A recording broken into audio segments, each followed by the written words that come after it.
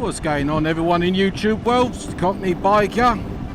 Hoping you're all having a great day, or at least enjoying the weather. Well, we finally hit it. 2,000 subscribers. And I'd like to take the opportunity to thank every one of you for bearing with me, for being a friend of the channel and all that. And it's awesome to know that there's there's a whole series of people out there who just kind of got a vested interest in what you're up to. So I want to really say from the bottom of my heart, thank you all so much.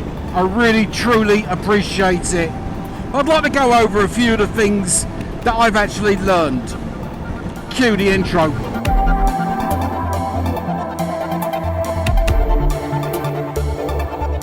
Now, when I first started doing my YouTubing, if I go back to some of my earliest videos, I sort of looked at it more as like a way just to keep the family albums.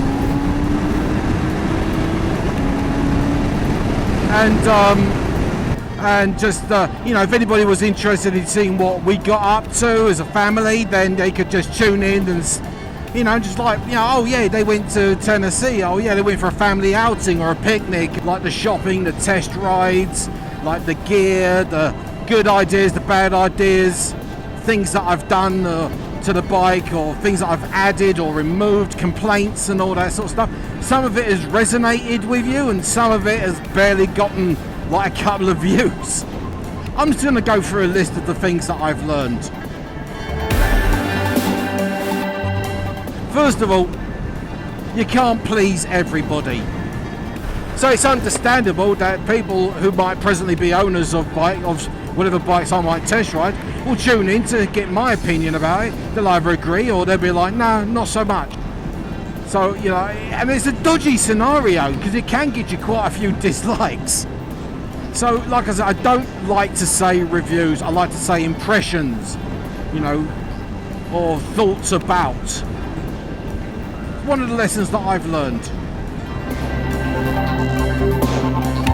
Another thing I've sort of learned about bikes, or about YouTube channels, about my YouTube channel, is really and truly is how many friends you can make. I've met some great people through my YouTube channel. Whether it be Strongbow, or whether it be Red, or whether it be Trip. I've met some great people, and I've enjoyed visiting with them.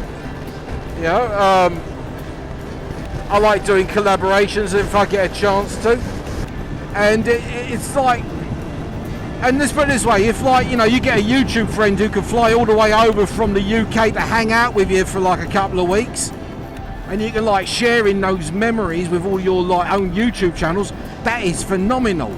And a bit of a money saver, otherwise we'd all be staying at our own hotels and everything.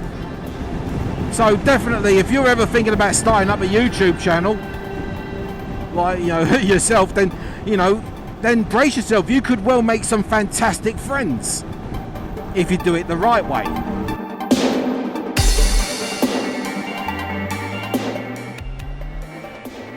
Another thing I've learned is that Shay is a bit of a hero. I mean, she always was. I mean, to me, she's always my little hero. But anytime there's a video with her in it and she's out there sporting her Vulcan S, always gets hundreds of more views than any videos with just me or me and Dawn or something. And I have to like that. Though I do tell her, stick an old head on young shoulders. You could be a right star if you started your own channel. But she doesn't want to do that. I know. She has a shy complex. It's really weird. Kids these days are a bit bipolar. But I do appreciate the love that she gets. Though you have to be careful with some videos you put out there, because there are some creepy sods out there.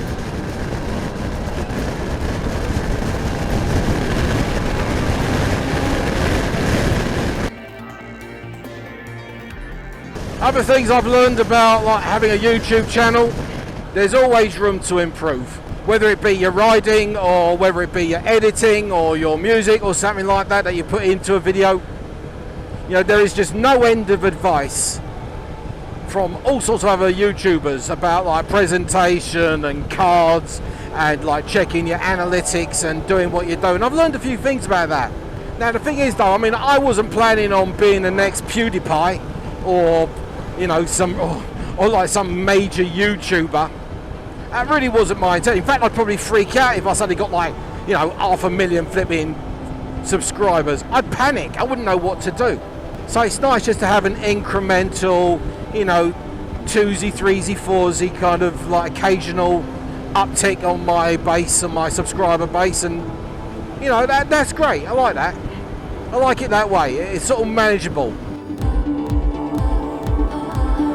Another thing I've learned about being a YouTuber on a motorcycle is what you ride is definitely a contributing factor to, like, you know, your popularity. Like my videos were like growing at a faster rate when I was riding around on the Harley Davidson than on this bike. But then again, there aren't that many riders of like BMWs. But then again, I bought this bike for a purpose.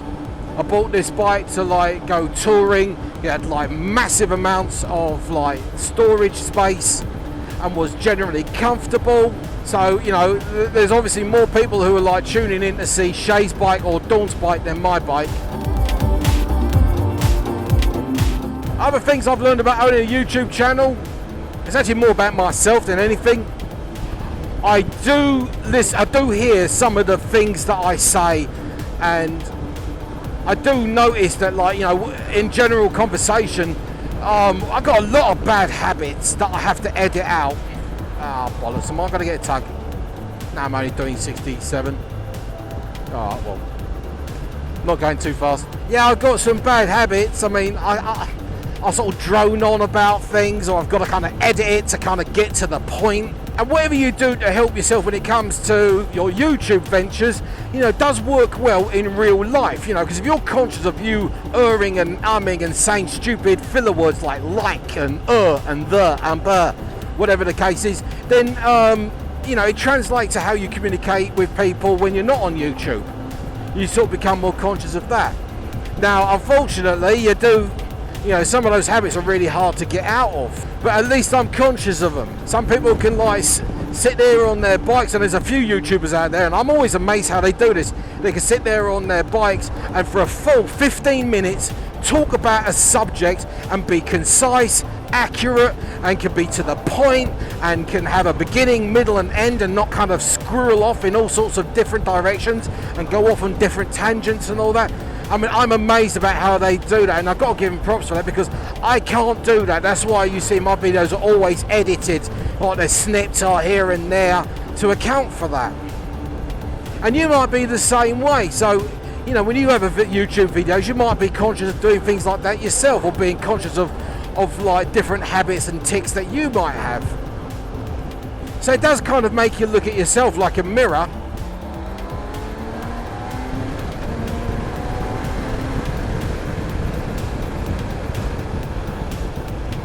I live just for that.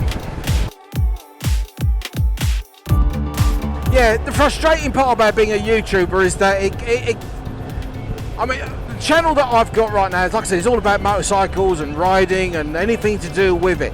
But, you know, there's a lot of times you can get on the back of a bike and you've got opinions about other things. And the thing is, like, because you're a motorcycle channel, you don't want to kind of stretch into those other things. I don't really know of any other motorcycle YouTuber who might get on there and talk about politics or social issues or anything to do with anything other than motorcycles. Now you can like kind of like do relationals, like, you know, how this subject is similar to owning a motorcycle or something like that. You could skirt around the line of it, but to be honest, you know, it gets a bit frustrated when especially if you're wound up with today's situations, you know, what with all of these, like the pandemics and the social issues and the arguments and the politics and the oh god, anything that you can think of. You know, you've got opinions and you want to put your opinions out there. Now when it comes to things like that, then I just have to stick with like Twitter or Facebook or something like that. Those are really the only opportunities I've got to like voice my opinions, whereas this channel is specifically for the one subject. And if you start branching into other subjects, you kind of lose subscribers or you lose your base because they might not agree with your politics, for example. So there's a bit of a frustration with that. When I take Shay out for a ride, it takes that much more editing with her because, oh my God, has she got a potty mouth? It's always effing this or F that or F you or blah, blah, blah. She just goes on. And you got to sit there and blurt all that out, otherwise, you lose your monetization. Dawn does it as well, but not so much. I tell her, I want to curb the language, but she's like, nah. So, there you go, there's my varying number of points that about, my varying number of quirks about having a YouTube channel, or the things that I've learned regarding a YouTube channel. Hope you enjoyed it. If you did, give me a like, give me a comment. If you're new to this channel, hit the subscribe button, it's just down there. There's some more videos hovering around here somewhere. In the meantime, everybody, I want to thank you all so much for, like I say, 2,000 subscribers. I'm dumbfounded. I really appreciate that. I want you all to take care of yourselves, have fun, and as always, laters.